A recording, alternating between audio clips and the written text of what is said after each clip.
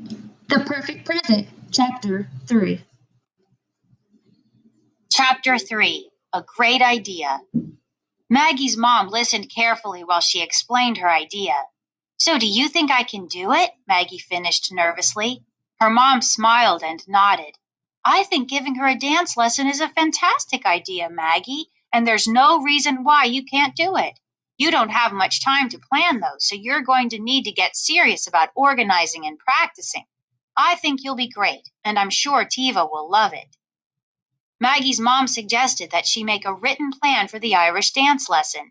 Then she could call her teacher to make sure her plan would be good for a beginner. Of course, she also needed to check with Hunter because she was going to need his help for her plan to be successful.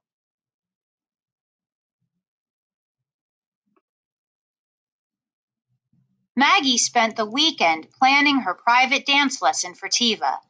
She thought about what she was taught when she started dancing.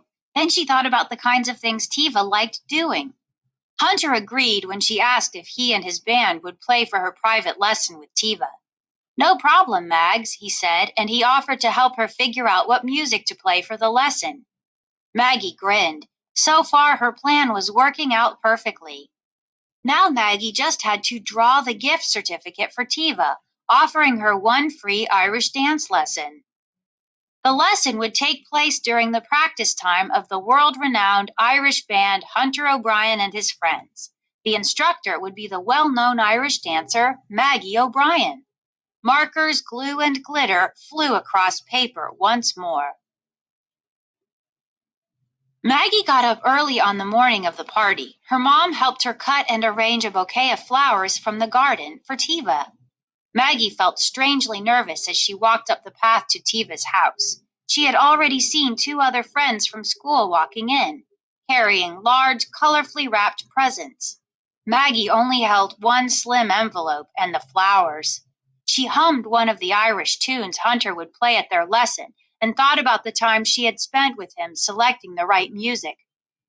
After all the work they'd put in, she really hoped Tiva would like her present. When she saw Tiva, Maggie felt so nervous that she thrust the flowers and envelope at her friend and squeaked, "Happy birthday!" After the cake, Tiva sat down to open presents. Maggie held her breath as she heard Tiva rip open the envelope. The silence seemed to last forever. Then Tiva's arms encircled her. "Oh, Maggie, that's so cool! An Irish dance lesson with you is the perfect present." Maggie was filled with emotion. "Okay, everyone, follow me. It's time for some games," Tiva exclaimed, and everyone streamed outside. When the party was over, Tiva took Maggie upstairs to her room. "I can't wait for our dance lesson." "I'm going to have to figure out what to do with all these." 5 new basketballs sat in a neat row along the wall. "Besides, basketball is history," Tiva said with a laugh. "I'm totally into Irish dancing now." And please remember that you can go back and re-listen to any of the chapters of the Perfect Present in order to complete your questions.